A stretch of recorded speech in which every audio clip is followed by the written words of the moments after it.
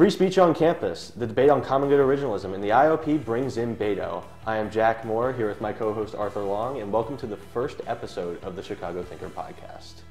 So Arthur, how are you doing today? Doing well, Jack. How are you? Yeah, I'm doing well. I'm doing well too. So recently we've had two articles published in the Chicago Thinker, and pretty fitting for our publication and reason for inception on the issue of free speech.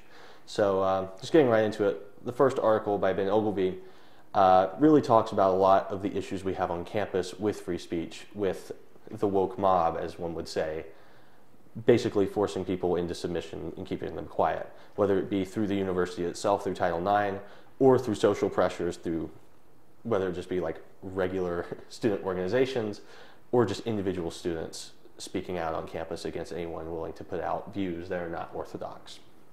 So yeah, I think that offers a good message, and I think that the other one by Katie Pelkey also offers a good message. It goes into the history of UChicago's free speech, particularly with the Calvin Report and the Vietnam War, and how the principles of UChicago have been laid such that free speech can prosper here. I mean, she cites FIRE and being the best university for free speech. I think she has a lot of points to go with that, and she ultimately makes the call that UChicago should lean into that as a university and make itself known as the pinnacle of free speech on university campuses. Now, I do think that these pieces are missing a little bit. I think that both of them could give a little more due to why the University of Chicago is such a good free speech school, and that is the professors. Fitting for our first podcast, but the professors at the University of Chicago, they do a great job of keeping free speech in the classroom. I do think that Ben is right that the culture on UChicago has deteriorated somewhat, and the students are the real issue behind that, and I think the university has a part in it as well. Katie is very good on the history, a lot of substance to her piece, you should go read it, and but I do think that the university actually has an interest against following its own principles, because the point of this university in some respect is to grow the endowment, and to grow the endowment you need investors and you need companies that often align with more censorious views. And so yeah, that's my first take on it. What do you think? Yeah, thanks, Jack. So I think, like Jack said, Ben gets some things right in his article, gets some things wrong. Katie gets some things right in her article, gets some things wrong. One point that Ben makes that is correct is about the social pressures here at UChicago. It's a high academic school in the United States of America, so there are going to be social pressures to conform to popular opinion.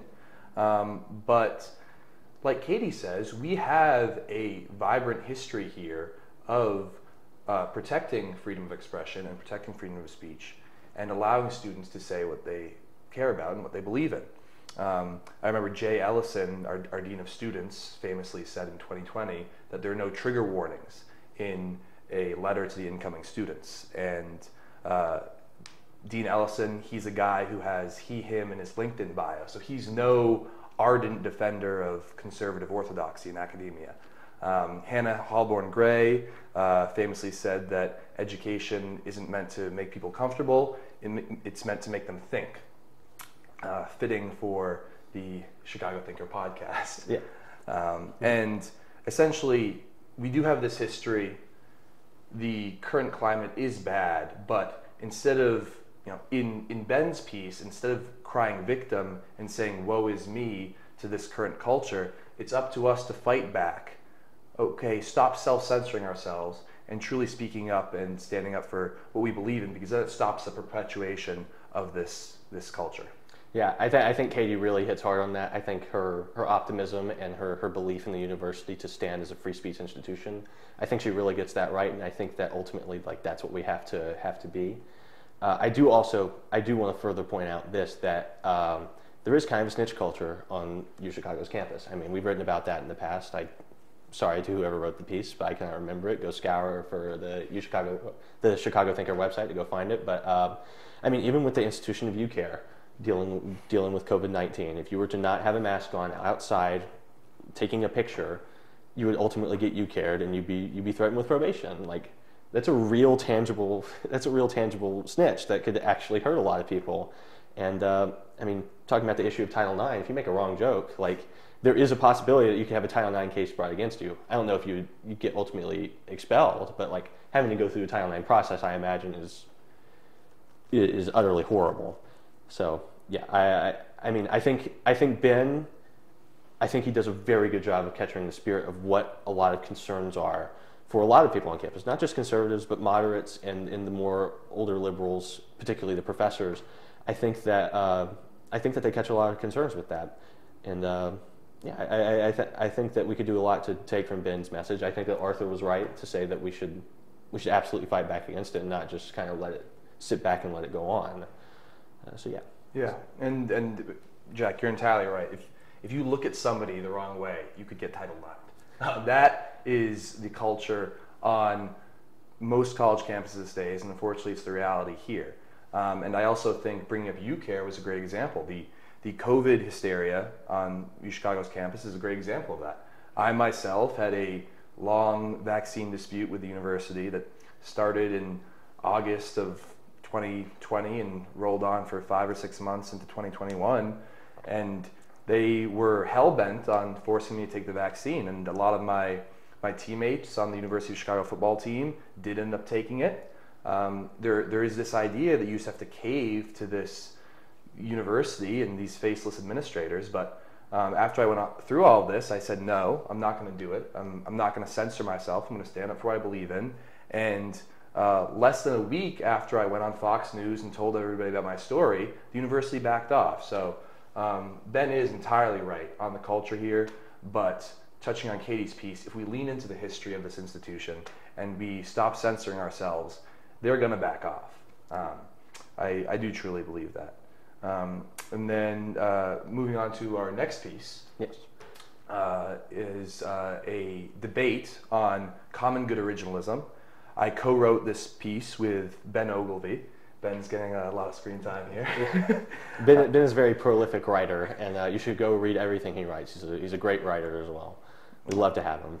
Ben is a 1L at the law school, and this common good originalism debate took place and it was hosted by the University of Chicago Law School's Federalist Society, and they are gracious enough to allow us to come and take part in their events. And basically just a little overview of what common good originalism is. So this theory, if you will, started a few years ago when Professor Adrian Vermeule at Harvard Law School proposed common good constitutionalism.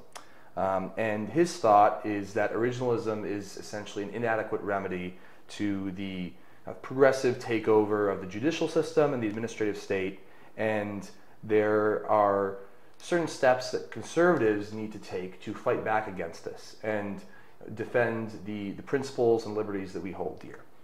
And this ruffled a lot of waves in the legal field, and it was disseminated across law schools.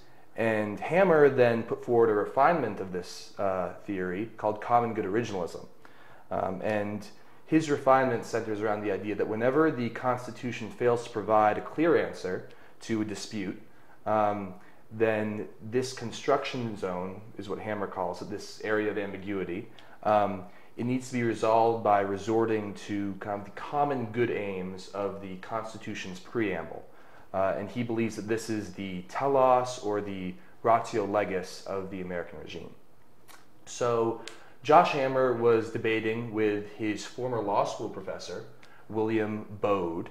And Bode is a tried and true originalist, and he argued with Hammer, saying that pushing aside the text, the principles, and the original meaning of the Constitution to make room for some common good analysis is a conservative form of judicial activism. And Bode was worried that Hammer and the common good originalists might be as excited as those on the left to find some ambiguities in the constitutional cases and kind of twist them to their means and their ends. So I think Bode does raise some valid concerns about Hammer's theory. Jack? Absolutely. I mean, I think Bode has him dead to rights on a lot of important issues. I will give Hammer credit though, because for bar none 50 years, ever since Roe v. Wade was the law of the land put down by the Supreme Court, the conservative wing of the United States had no remedy. It's very easy to fall into the trap of trying to do the opposite of what the other side has done rather than stay truly principled. Because in my own opinion, common good originalism is a contradiction in terms, because originalism falls under the idea of original public meaning, and going beyond that in any other form is not originalism. Is a form of constitutional interpretation that relies more on circumstantial factors rather than the text and in the understanding of the text itself at the time it was written. And yeah, I do want to give him a lot of credit, because I mean, for a lot of people, until Dobbs v. Jackson came down, it was not clear that Roe v. Wade and abortion was ever going to get overturned as the law of the land for the entirety of the United States. But yeah, I think that he does have a gripe there. But as far as his legal theory goes, there are a lot of issues with that. Particularly, let's go back to Dobbs v. Jackson. I think that if you were to take a common good originalist point of view, Dobbs v. Jackson would be considered wrong, because ultimately, since it would be like a gray area, this construction zone, you can make the argument that Roe v. Wade is wrong because it's the exact opposite. Abortion is illegal in all 50 states. The states have no right over that. And I think that a true originalist interpretation of the Constitution, looking at the original public meaning of the 14th Amendment and substantive due process on which it was founded upon, the Roe v. Wade decision, that is, you could ultimately not see any way that abortion was given as a power to the federal government.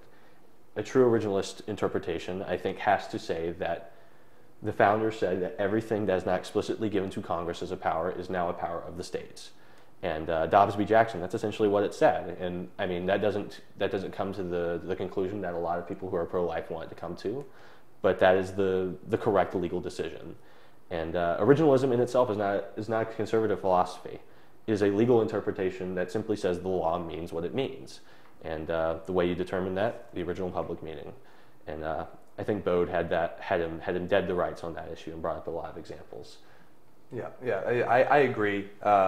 Judge James Ho on the Fifth Circuit, he's a great line. He was born in Taiwan. He is an Asian man, but he says, quote, "I'm not a hyphenated American. I'm not a hyphenated originalist." And I agree with him there. Originalism gets the job done, and if you bring in all these other theories and these modifiers, you can end up with some policy outcomes that you really are not good for conservatives. And Ho refers to people who don't like the way that originalism goes and people who aren't real originalists as fair weather originalists. And you brought up Roe v. Wade and how there are 40 plus years of conservatives not being able to get the right decision done with originalism, and that's because originalism is not being practiced correctly. But I think adding this idea of the common good to it, you can run into all sorts of issues. Two cases that they discussed during the debate, the first was Gonzalez v. Rake, and it centered around a gentleman who was growing marijuana in his yard in California, and essentially this was Wickard v. Filburn all over again, and the Supreme Court decided that he couldn't grow marijuana in his yard because there was an interstate commerce issue. Yeah. And Hammer conceded he is very anti-drug. He's anti-marijuana. However, this is a complete twisting of the Constitution, and like we discussed also, Snyder v. Phelps, where 8-1 case, Alito was the sole dissenter, and he essentially said speech is valuable when it helps to arrive at a societal truth. If it's so blasphemous and harmful, it's not protected. And this was a case in Kansas, the Westboro Baptist Church, where there were all sorts, where essentially there was a person there and they were, there's a Marine's funeral, and they were saying all this obscene language about the Marine. And Alito said, and Hammer agreed with him, that this is not protected speech. Jack? Yeah, I mean, I do think Alito was wrong in that opinion. I think that there are many other cases in which originalism, if you were to properly apply it, it would come to conclusions that conservatives would not like. Because ultimately, like, in any political system, you want your view to be the dominant one, and what's the easiest way to do that is to either socially force people to agree with you, or to literally make them agree with you by the point of gun, and that being the government gun. A couple more examples that I just thought of in my own mind. I think Heller versus DC and a lot of the free exercise cases, those very easily with common good originalism could just be, that can just be back and forth over and over again, because once again, an originalist reading of the Constitution would say that the logic behind DC versus Heller would be inherently wrong. And I think you can point to Clarence Thomas, who has criticized substantive due process in the past from an originalist point of view. And yeah, he makes the case that any reading of the Second Amendment and any reading of the 14th Amendment under the Due Process Clause, those two clauses do not work together. The incorporation doctrine via the 14th Amendment is just simply not originalist. And that ultimately would take away the rights of gun ownership, barring anything with the Privileges and Immunities Clause being done. It would take the right to gun away from the federal Constitution to the state constitutions. And that would, of course, change the law of the land in a lot of states. So yeah, and free exercise cases, you brought up one great example. If you start to ban speech because it is not what you want, very easily the wrong justices could be on the court, and that becomes speech that you do want being excluded. Yes, and speaking of being excluded, we are going on to the next piece, written by Jack Peppercorn, another fantastic piece, and one that I think that we agree on. Beto O'Rourke has been brought to campus as an IOP Fellow this quarter, and via Beto, we are now understanding what the IOP's game is.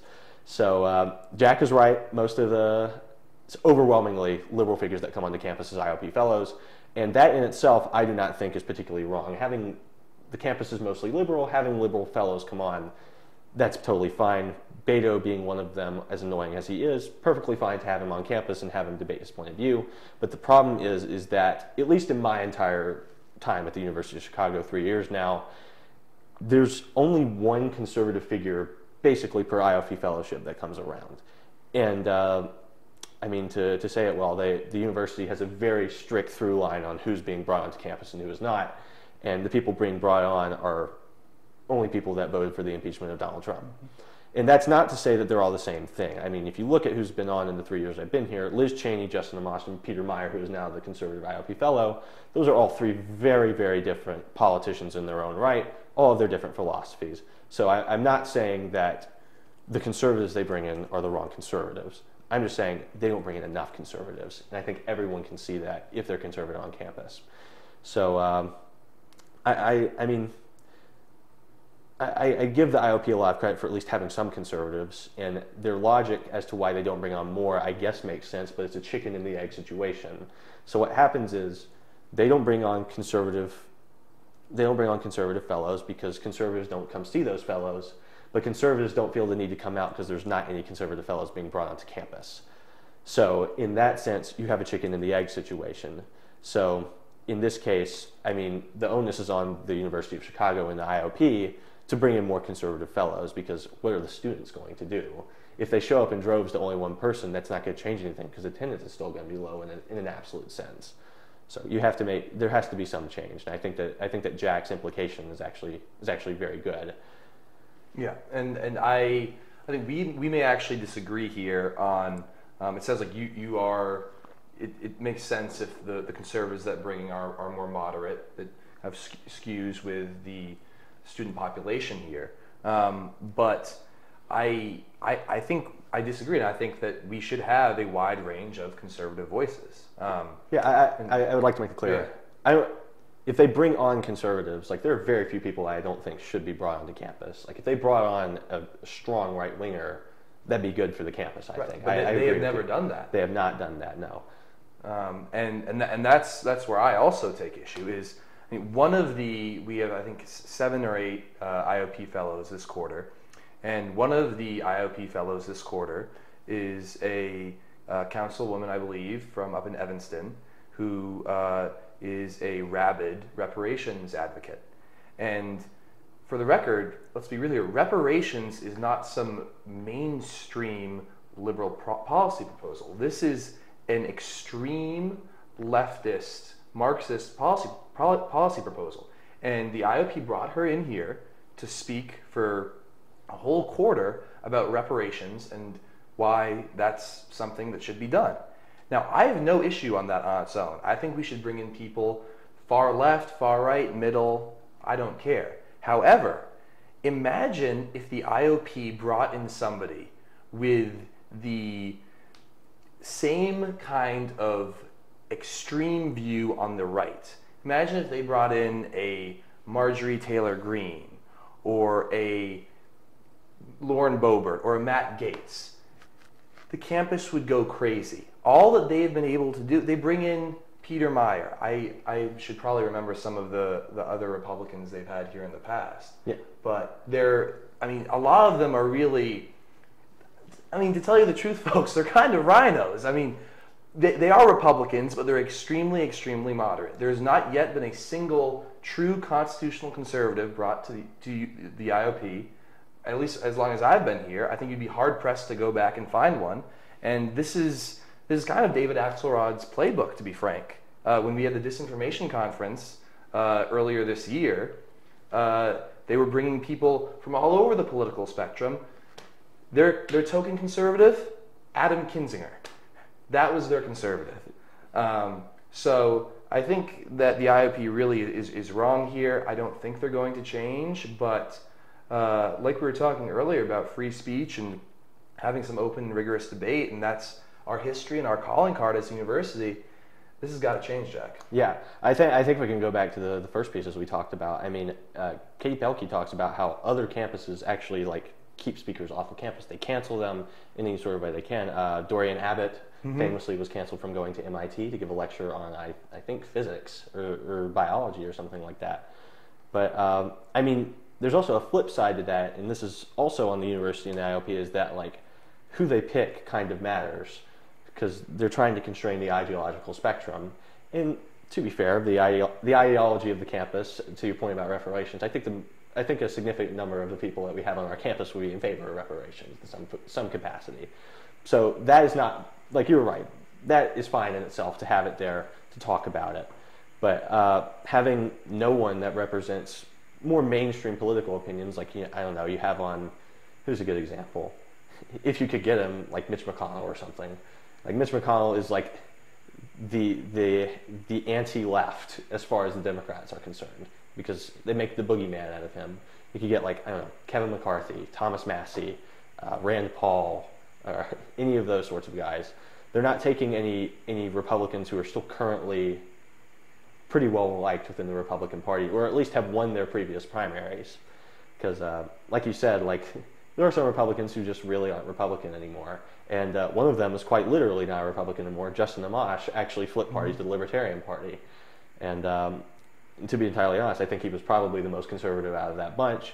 And it was really his principles that made him flip, whatever you think of Justin Amash. But he, they literally, their one conservative candidate that year was technically not even a Republican. It was the second major political party.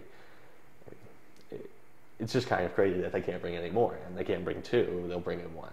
Right. No, it's sad. I'm just looking over some of the so-called conservatives or Republicans they've brought in the past, and it's laughable. I encourage everybody to go on the IOP website, go to the former fellows, and look through this list, because it's laughable. We have Will Hurd, who is a Republican congressman from Texas. He's no longer serving. He is as close to a Democrat you can get in being a Republican. You have who else do we have here? I'm hard pressed to find another one.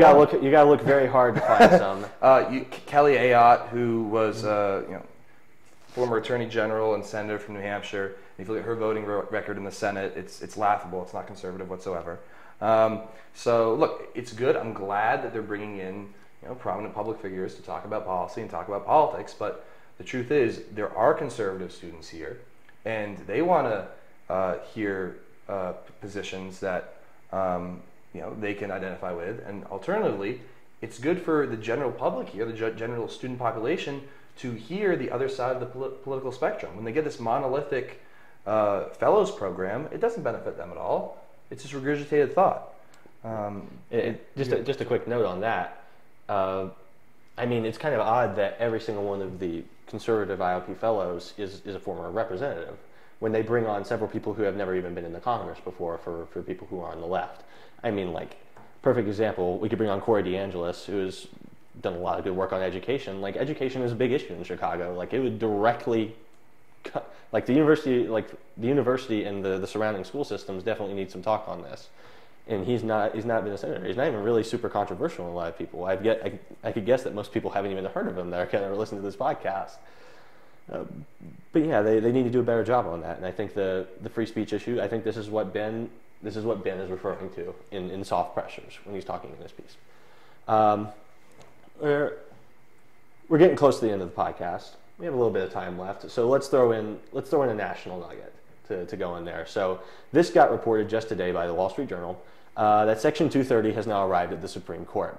Section 230, for those who don't know, is the section of the United States Code that gives protections to platforms against liability for things that other people have published on their platforms. So this case goes with, as the story goes, there was a terrorist attack, and plaintiffs began to sue YouTube for having ISIS videos up and extremist videos up.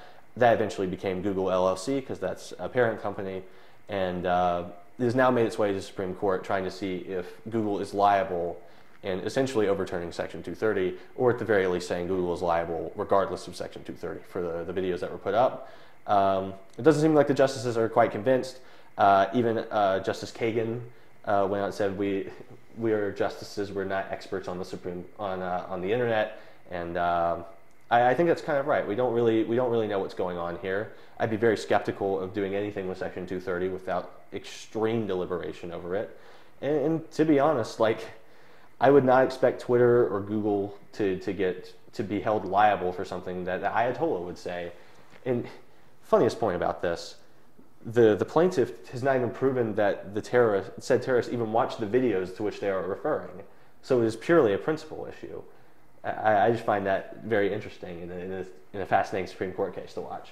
Yeah, I agree. I think it's a fascinating issue, but like Jack said, all the initial news from the Supreme Court sounds like this is going to be maybe a 9-0 rejection. And I think if we look at just broader public perception of Section 230 and social media, you look at the Elon Musk takeover of Twitter, is people want more open and free internet and social media, not more restrictive. So it certainly is an interesting case, and we'll be following that here at the Chicago Thinker. But you can have the last word on it if you like, but I don't think it's going anywhere. I'll leave it to you. All right, well, that wraps up for today, our first episode of the Chicago Thinker podcast. Thank you so much for listening to the Chicago Thinker podcast, and always remember to outthink the mob. Thanks.